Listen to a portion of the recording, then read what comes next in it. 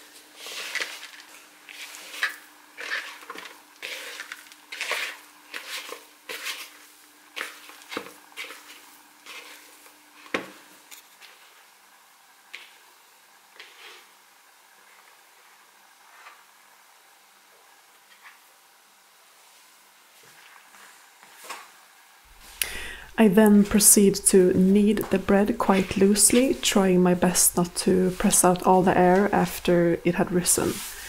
And once I am happy with the form, I let it rise again for another 30 minutes.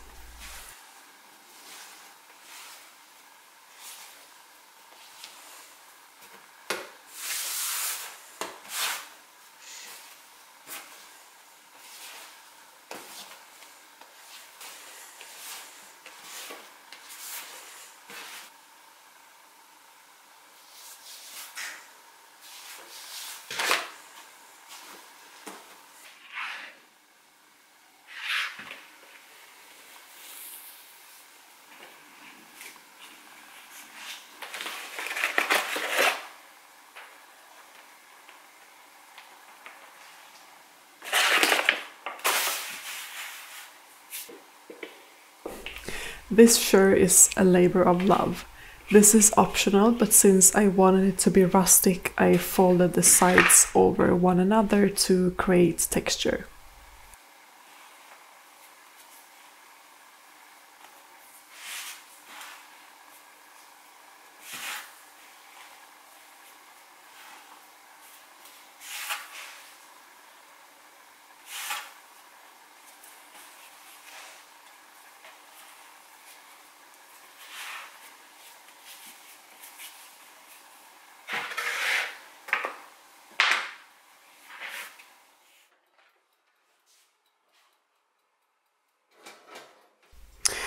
I kept my Dutch oven warming up inside the oven until it reached 230 degrees Celsius.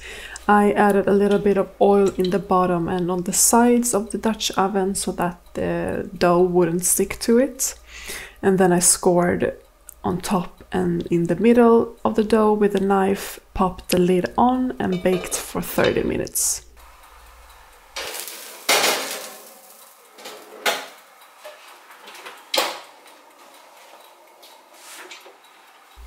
Once 30 minutes passed, I removed the lid and baked for another 15 minutes. Please excuse the dirty stove, I didn't want to clean until I was finished, but look at this bread. It turned out great. The crusty top and the soft inside, it was absolutely delicious.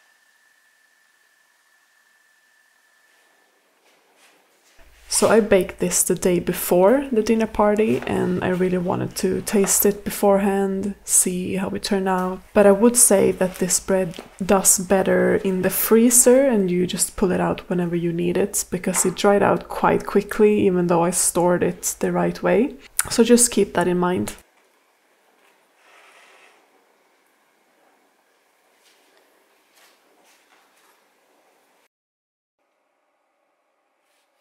It's the day of the dinner party, and I started with the preparations quite early in the day, so I had time to clean and get ready. And I started out with the caramel sauce for the dessert, since it needed to cool down.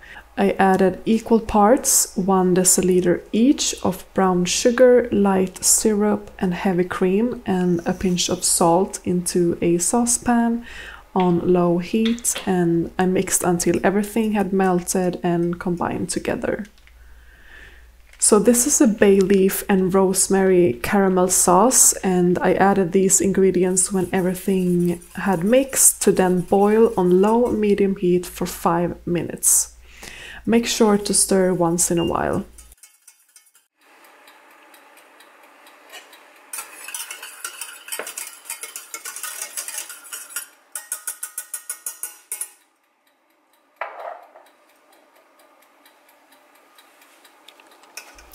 I tasted the sauce and I was satisfied with the taste, so I fished out the bay leaves and the rosemary to let it cool completely.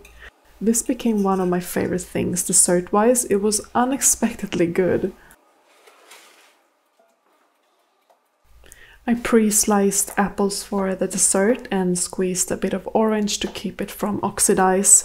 Ideally this would have been lemon, but I didn't have that, so I just used whatever I had.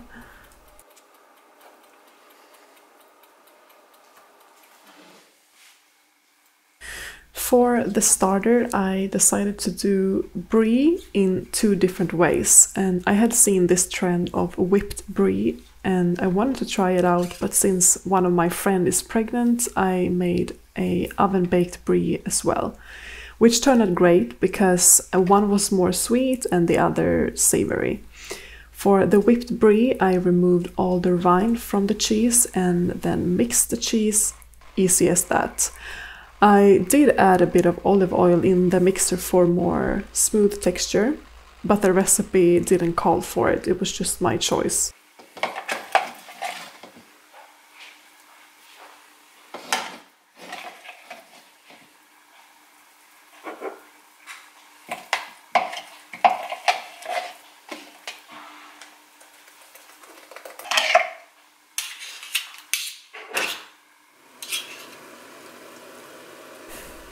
I started the base of the soup about 1 hour before the guests arrived.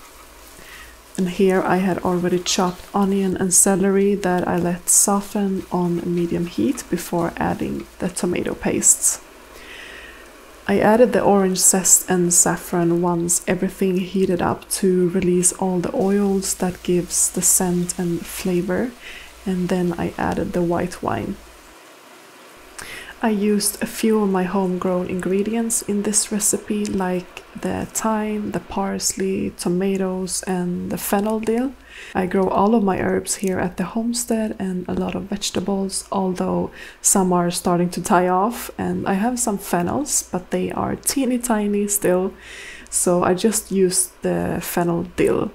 And I have made and preserved some crushed tomatoes, but I've already used it because it's so good. So I used a store-bought crushed tomato package in this recipe, which is fine, but then I added a bunch of my own cherry tomatoes to add this freshness and acidity, and then I added 2 fish bouillon cubes and seasoned with salt and pepper. I let the tomatoes to soften a bit and the bouillon cubes to dissolve before adding water. Later I'll add fish, shrimp and mussels to the soup.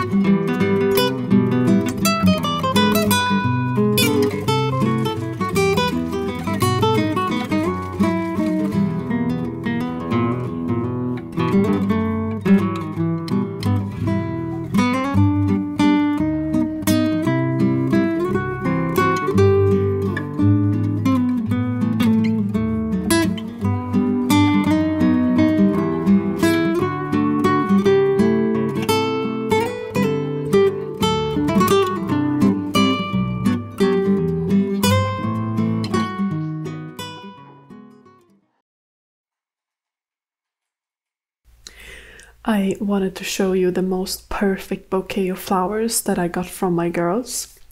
And I hope you enjoyed watching this video. I had such a great time and everything turned out great. So I recommend that you try any of these recipes. I will link them down in the description for you. I hope to see you in my next video. Take care. Bye bye.